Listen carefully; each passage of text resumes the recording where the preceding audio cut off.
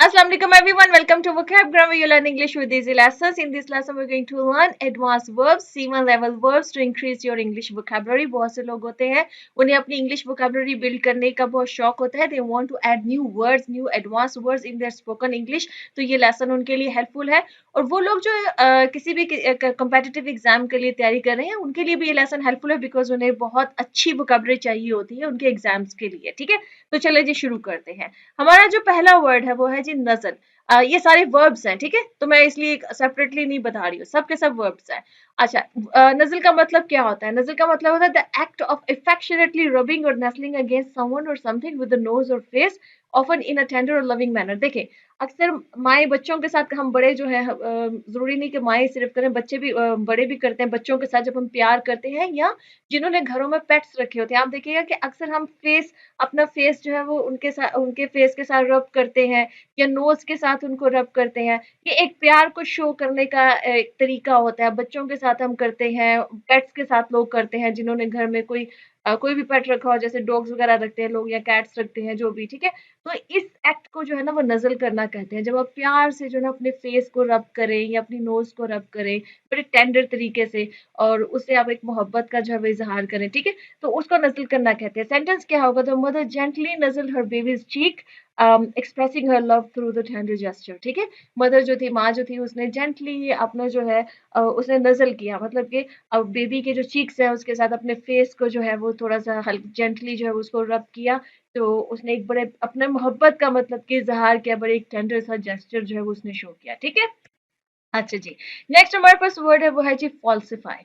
Falsify हम use करते हैं जब हमने ये कहना होता है टू ऑल्टर, मैनिपुलेट और मिस रिप्रेजेंट इंफॉर्मेशन और data with the intent to deceive. ठीक है, फॉल्सिफाई का मतलब ये होता है कोई भी डाटा जो है उसके अंदर किसी न किसी किस्म की तब्दीली की जाए, उसको ऑल्टर किया जाए, उसको मैनिपुलेट किया जाए और मिस रिप्रेजेंट किया जाए इंफॉर्मेशन को. ठीक है, मतलब उसमें कुछ ऐसी तब्दीलियां की जाए ताकि वो उसमें वो जो है ना एक्चुअल में वो जो डाटा है वो उससे डिफरेंट नज़र आए, ताकि लोगों को जो है वो धोखा दिया जा सके. इसमें इसकी जो एग्जांपल के तौर पे अगर मैं आपको कहूँ, तो अक्सर कंपनीज के अंदर जो एम्बेजलमेंट होती है, जो गबन होता है पैसों का, वो इसी तरह से होता है. वो क्या करते हैं कि जो भी रिकॉर्ड होता है, जो भी फाइनेंशियल रिकॉर्ड होता है, वो उसको फॉल्सिफाई करते हैं एम्बेजल करने के लिए मनी को. ठीक है, कंपनीज के अंदर जो बड़े बड़े गबन होते हैं, ठीक है, एम्बेजल का मतलब होता है गबन करना, एम्बेजलमेंट गबन होता है. ठीक है, तो जो गबन करते हैं जो लोग, तो वो क्या करते हैं, वो फाइनेंशियल डाटा को जो है वहां पर वो फॉल्सिफाई करते हैं, मतलब उसको ऑल्टर करते हैं, उसमें कुछ ना कुछ ऐसी रद्दोबदल करते हैं, तब्दीली करते हैं कि वो उनके जो भी वो पैसा जो है वो एम्बेजल कर रहे हैं वो लोगों को पता ना लगे. ठीक है, तो इसी तरह से करप्शन होती है जो बड़े बड़े अदारों में होती है, कंपनीज में होती है.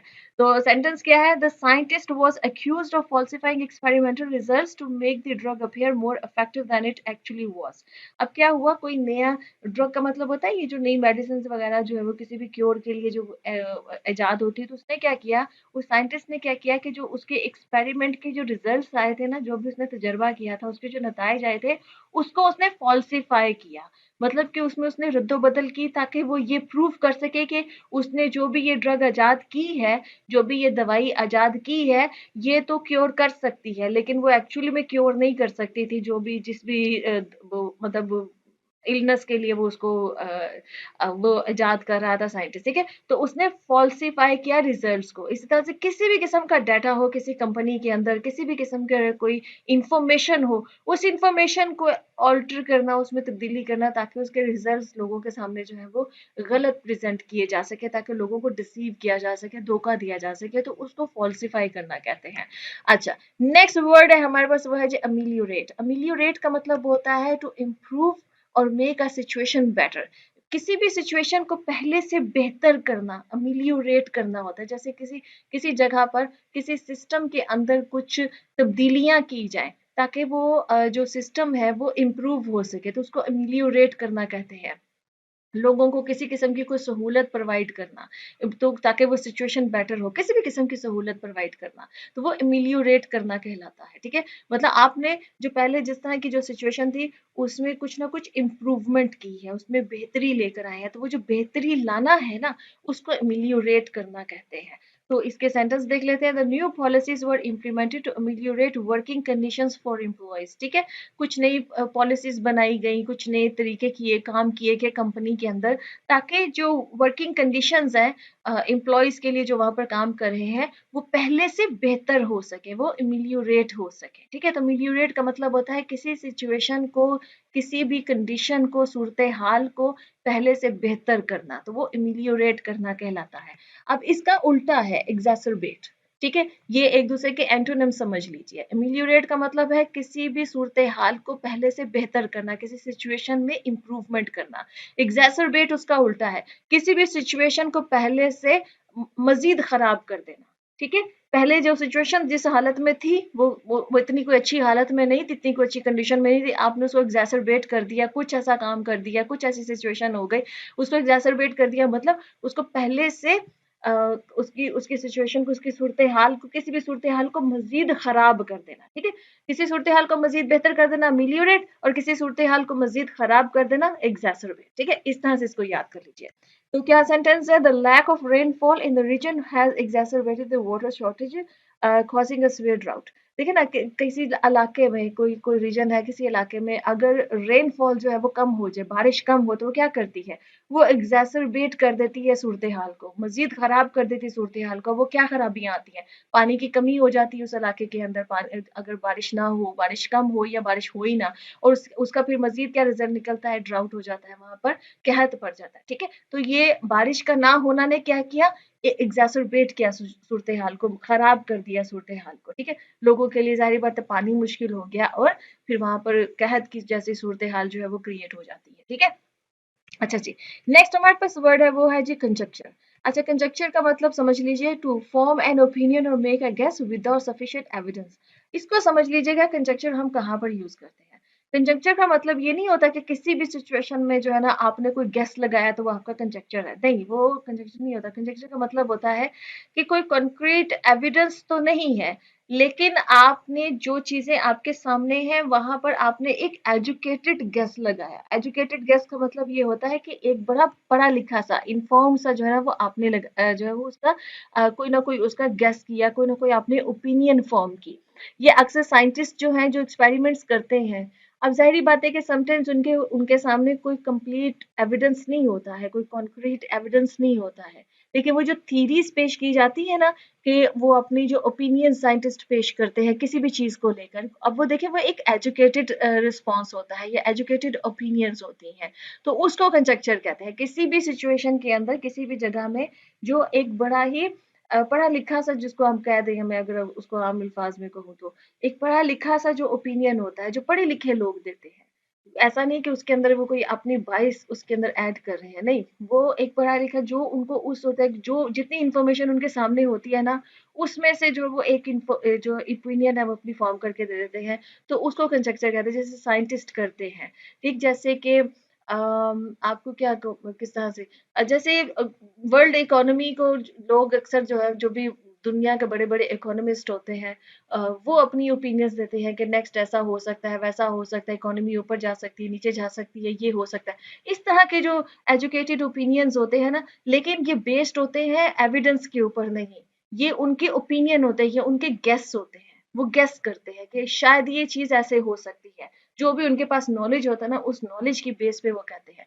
कोई एविडेंस उसके सामने या कोई डाटा या कोई प्रूफ उनके सामने नहीं होता है, उसके बगैर जो है वो एक गेस जो प्रेजेंट करते हैं, ओपिनियन जो प्रेजेंट करते हैं, उसको कंजक्चर कहते हैं। तो जैसे किसका सेंटेंस है, without concrete evidence the police could only offer conjectures about the motive behind the crime. ठीक है ना, अभी क्राइम हुआ है, तो उस क्राइम के अगेंस्ट जो है कोई एविडेंस उनके सामने, पुलिस के सामने नहीं आया है, तो वो कोई कॉन्क्रीट एविडेंस नहीं है उनके सामने, कोई ठोस सबूत जिसको हम बोलते हैं वो नहीं है उसके सामने, लेकिन उन्होंने कंजक्चर किया, मतलब उन्होंने अपनी ओपिनियन जो है, जाती राय जिसको आप कह सकते हैं, वो सामने रखी, क्योंकि जाहिर बात है पुलिस को एक एक्सपीरियंस होता है इस तरह के केसेस देखने का, तो उन्होंने फिर एक जाती राय जो है ना वो सामने रखी कि ये जो क्राइम हुआ है इसके पीछे मोटिव क्या हो सकता है, ये किस वजह से हुआ है, तो इसके पीछे ये मोटिव हो सकता है, ये मोटिव हो सकता है। अब वो जो मोटिव्स उन्होंने प्रोवाइड किए हैं, वो उन्होंने अपने प्रीवियस एक्सपीरियंस की बेस पे प्रोवाइड किए, क्योंकि वो इस तरह के केसेस अपने रोजमर्रा वो देखते रहते हैं, उसको डील करते रहते हैं। ठीक है, तो इसको कंजक्चर कहते हैं। अच्छा, नेक्स्ट हमारे पास वर्ड है वो है जी एक्सट्रिकेट। एक्सट्रिकेट का मतलब होता है टू फ्री और रिलीज समवन और समथिंग फ्रॉम अ डिफिकल्ट और एंटेंगल्ड सिचुएशन। कोई शख्स जो है वो किसी मुश्किल सूरत हाल में फंसा हुआ है, किसी मुश्किल में फंसा हुआ है और उस मुश्किल से उसको छुड़ा लेना, उसको एक्सट्रिकेट कहते हैं। अक्सर आपने देखा होगा सोशल मीडिया पे वीडियोस वगैरह देखते हैं, अक्सर कुछ जानवर होते हैं वो किसी खाई में गिर जाते हैं, पानी में गिर जाते हैं, किसी ऐसी जगह पे फंस जाते हैं जहां से वो खुद निकल नहीं पा रहे होते, तो फिर रेस्क्यू टीम्स आती हैं। या अक्सर इंसानों के साथ भी होता है कि वो किसी ऐसी जगह पे, किसी पहाड़ी में, किसी जगह पर वो इंसान जो है वो गिर के फंस गया है, अब वो खुद से निकल नहीं पा रहा है, तो फिर रेस्क्यू टीम्स आती है ना, उनको रेस्क्यू करती हैं, मतलब उनको एक्सट्रिकेट करती हैं, उनको उस मुश्किल फंसी हुई सिचुएशन में से उनको निकालती हैं। इसी तरह से फाइनेंशियली कोई कंपनी किसी फाइनेंशियल लॉस में फंसी हुई है, कुछ इस तरह की सिचुएशन में फंसी हुई है, तो उसको फिर निकालना उस फाइनेंशियल डिफिकल्टी में से, उस फाइनेंशियल जो जो भी प्रॉब्लम है उसमें से निकालना, तो उसको एक्सट्रिकेट करना कहते हैं। ठीक है, तो कोई भी शख्स या कोई भी चीज जो है वो किसी मुश्किल में फंसी हुई है और उस मुश्किल में से उसको निकालने को एक्सट्रिकेट करना कहते हैं। ये फिजिकल भी हो सकता है और इसको हम जो जैसे मैंने फाइनेंशियल सिचुएशन बताई है इस तरह की भी कोई सिचुएशन हो सकती है। तो सेंटेंस क्या होगा? It took a skilled negotiator to extricate the hostages safely from the hands of the kidnappers. ठीक है ना? अब देखो ऐसी सिचुएशन होती है किडनैपर्स जो है वो हॉस्टेज बना लेते हैं कुछ लोगों को, एक इंसान को या कुछ और एक से ज्यादा लोगों को। अब क्या होता है, जो जो बड़े स्किल्ड निगोशिएटर्स होते हैं, जिनको के इस चीज की पूरी तरबियत होती है कि ये जो किडनैपर्स हो गए या इस तरह के जो भी जराइम पेशा लोग हो गए, इनसे डील कैसे करना है ताकि हॉस्टेजेस को जो है वो सेफली निकाला जा सके। तो ये सेफली हॉस्टेजेस को निकाल लेना एक्सट्रिकेट करना कहते हैं। ठीक है ना? डिफिकल्ट सिचुएशन में उसमें से निकाल लेना। ठीक है। अच्छा जी, नेक्स्ट हमारे पास है वो है जी इंडाइट। इंडाइट का मतलब होता है टू फॉर्मली चार्ज और accuse someone with a serious crime. देखिए ना, इंडाइट का मतलब होता है किस जिसको हम उर्दू में कहते हैं ना फर्दे जुर्म आयद करना, वो इंडाइट करना कहते हैं। ठीक है। अच्छा, इसमें सी को हम प्रोनाउंस नहीं करेंगे, हम जो है ना इसको इंडाइट पढ़ेंगे। सी जो है इसमें साइलेंट है। ठीक है। तो जैसे इंडाइट का मतलब है कि किसी इंसान को कह देना कि हाँ भाई, फॉर्मली उसके ऊपर चार्ज कर देना कि इसने ये क्राइम किया है, जिसको उर्दू में कहा जाता है फर्दे जुर्म आयद करना। ठीक है। तो इसको इंडाइट करना कहते हैं। तो सेंटेंस क्या होगा? The investigation into the corruption scandal led the authorities to indict several high ranking officials. किसी कंपनी के अंदर, किसी अदारे के अंदर कोई करप्शन का कोई स्कैंडल निकला, फिर उसकी जो इन्वेस्टिगेशन हुई, उस इन्वेस्टिगेशन में भी जो फिर अथॉरिटीज ने क्या किया, इंडाइट किया बहुत से हाई रैंकिंग ऑफिशियल्स को। मतलब कि हाई रैंकिंग के जो हाई पोजीशंस पे बैठे हुए जो ऑफिशियल्स थे, जो ऑफिसर्स थे, वो इन्वॉल्व थे इस करप्शन के स्कैंडल में। तो फिर अथॉरिटीज ने जब इन्वेस्टिगेशन की तो फिर उनको इंडाइट किया, मतलब कि उनको कहा कि हाँ भी इन्होंने जुर्म किया है, उनको फॉर्मली फिर चार्ज किया, फिर उनके ऊपर केस चला, जो भी लीगल आगे प्रोसीडिंग्स। नेक्स्ट है जी हमारे पास वो है जी डिबिलिटेट। डिबिलिटेट का मतलब होता है टू मेक समवन और समथिंग वीक। देखें, कोई चीज जो है वो किसी इंसान को या किसी दूसरी चीज को अगर वो पहले से कमजोर कर रही है तो वो डिबिलिटेट कर रही है। जैसे कोई बीमारी हो सकती है, इलनेस इंसान को कमजोर कर देती है, तो बीमारी इंसान को डिबिलिटेट कर रही है। इसी तरह से कोई एक्सीडेंट हो सकता है, वो इंसान को अगर कमजोर कर दे तो वो उसको डिबिलिटेट कर सकता है। कोई स्ट्रेस, कोई सिचुएशन ऐसी, कोई भी जिंदगी में ऐसा हादसा जो इंसान को इमोशनली वीक कर दे, तो वो उसको डिबिलिटेट कर रहा है। कि कोई प्रोसेस, किसी सिचुएशन को अगर कोई एक चीज जो है वो उस सिचुएशन को मजीद जो है वो वीक करे, मतलब वीक करने के जो मीनिंग में आपने डिबिलिटेट को जो है वो इस्तेमाल करना है। क्या है इसका? The prolonged illness debilitated his physical strength, making it difficult for him to perform daily activities. ठीक है ना? एक लंबी जो बीमारी है, उसने उसकी जो फिजिकल स्ट्रेंथ है, उसकी जो जिस्मानी ताकत है, उसको उसने डिबिलिटेट कर दिया है, पहले से कमजोर कर दिया है, और उसके लिए बड़ा मुश्किल हो गया कि वो अपनी डेली एक्टिविटीज भी जो है वो जो रोजमर्रा के जो काम है वो उनको भी परफॉर्म कर सके। ठीक है जी। नेक्स्ट हमारे पास वर्ड है वो है जी बोल्स्टर। अभी हमने डिबिलिटेट पढ़ा है कि जो वीक कर दे। बोल्स्टर का मतलब आप उसका इसको एंटोनिम समझ लीजिए, इसका उल्टा समझ लीजिए। बोल्स्टर का मतलब होता है टू स्ट्रेंथन किसी चीज को। कोई चीज जो है वो स्ट्रेंथन कर रही है। अब किस तरह से स्ट्रेंथन कर रही है, किस तरह से उसको पहले से मजबूत कर रही है कि उसमें कोई एक्स्ट्रा सपोर्ट या एक्स्ट्रा रिसोर्सेज ऐड किए जाए।